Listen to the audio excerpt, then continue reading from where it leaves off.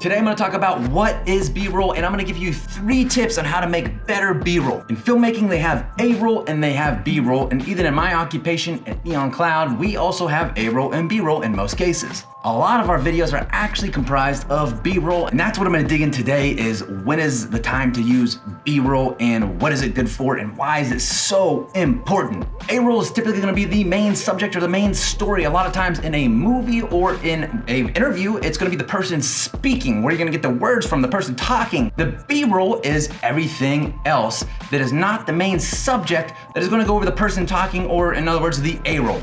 In my eyes, B-roll is so much more important than A-roll because you can have amazing A-roll, but if you don't have the B-roll to tell that visual story of what the heck is happening, the A-roll really don't look that good because you can only make it look so sexy. I'm gonna first explain a little bit more about B-roll, what it is and why it's important, but B-roll is typically going to be without audio. Most B-roll isn't going to add sound, just visuals to complete the story. It enhances the story, it makes it better, it makes it more comprehensible, it gives you more emotion. A-roll is like a taco shell. It's completely necessary for a taco. All the fill-ins for me is B-roll because I feel that B-roll adds so much more to the story than with just A-roll alone. I use B-roll a lot to place over footage when my talent cannot say full sentences. In fact, I'm gonna play what I just said again without the B-roll on top of it to see how it sounded smooth, but in reality, I was not really good with my sentences. I use B-roll a lot to place over footage when my talent cannot say full sentences. So in that way, you can cover up people that aren't very good at speaking, that don't feel comfortable on camera, or maybe that are just awkward when you film them. Most of the videos we make here at Neon Cloud are 100% B-roll.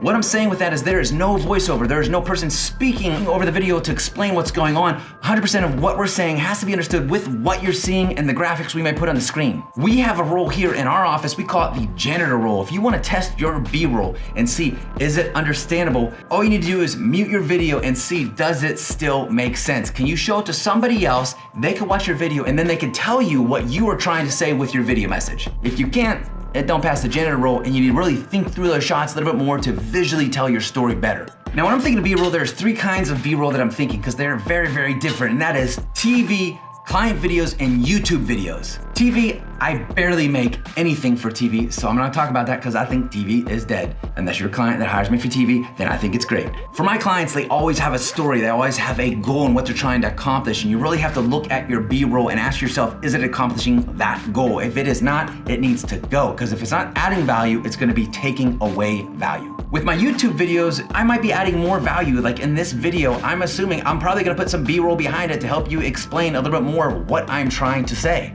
I want you to visually see what I'm talking about. I want you to visually see that you know that I know what I'm talking about. I want to help you get farther in your YouTube game, your video production game, or whatever kind of game you're playing, and if you want to learn about B-roll, I want to help you learn more, and that's why I'm going to use B-roll in this video. If I'm making a regular vlog, I mean, B-roll for the most part doesn't add tons of value other than just show typically that your life is cool, and when in reality, most of that stuff is staged anyways.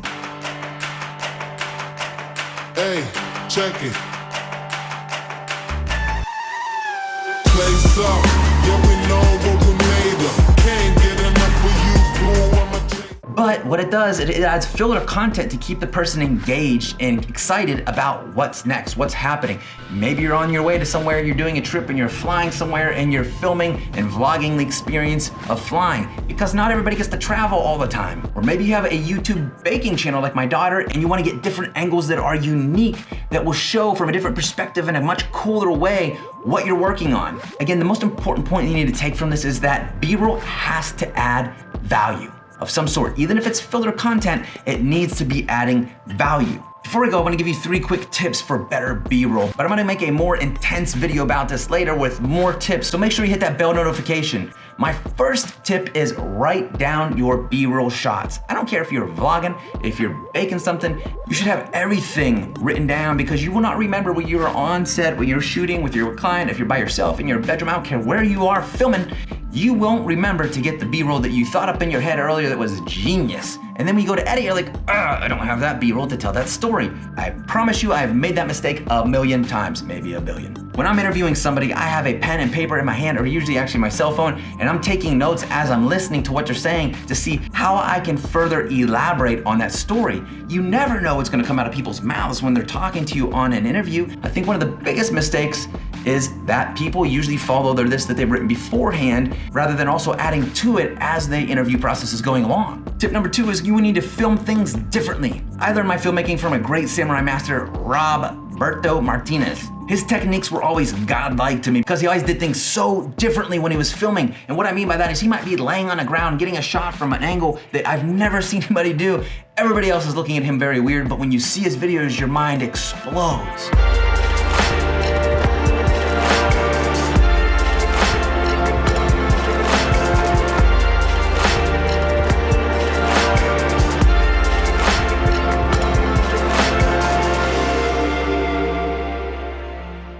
Think of that dad cam, the dad that holds the handy cam in his hand. Think of that guy and do the exact opposite. Have movement, stand in a different position, crouch down, get behind people, add in cool transitions, whatever you can do to add excitement to your B-roll, because a lot of times B-roll, cannot be that exciting. And how do you make it more exciting? By filming it differently. My third tip is you need to shoot more. Over the years, I have filmed tens of thousands of clips for clients, for myself, for YouTube, for all these different things. And the one thing I never regret is having too much, but the thing you will always regret is having too little. You need to shoot as much as you possibly can, more than you would ever think you need. Don't get just the perfect amount. This is not baking. You need to overcompensate sometimes for your bad A-roll and be able to cover up that A-roll with more B-roll. But if it's too much of the same thing, then it's not gonna be good, so shoot more. It could be as simple as maybe turning one direction to film and that's the shot that you want, and then maybe getting it from a completely different direction, or maybe even turning the camera exactly the opposite direction. Okay, so I say film more. What does that even mean? And that's why I'm here right now. I'm at Excel Park. Excel. It's right next to my house in downtown Dallas. I have no idea how you say the name, but I'm here to show you what I mean by film more.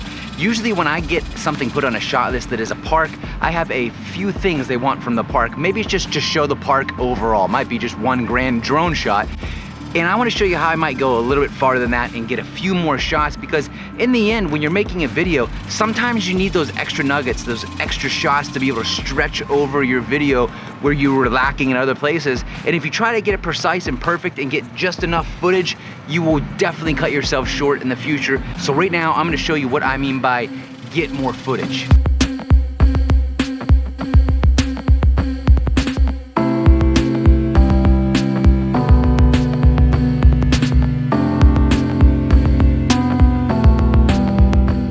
Now an overall video, that was the footage I got from here, or some of the footage that I got from here. I would probably use 2-3 clips.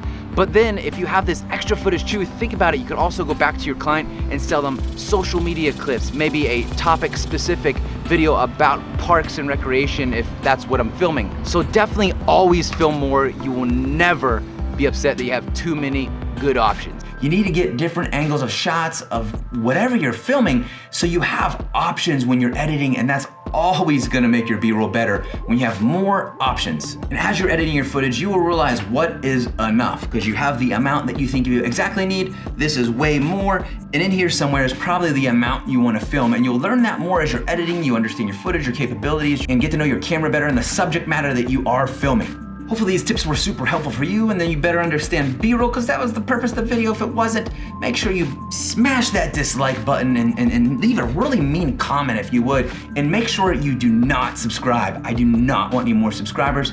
We have enough. Do not subscribe. But please keep your eyes open for more B-roll videos, because I'm gonna come out with a whole series of B-roll videos to help you make better B-roll. Until next time, I hope you have an amazing day, and I will see you soon.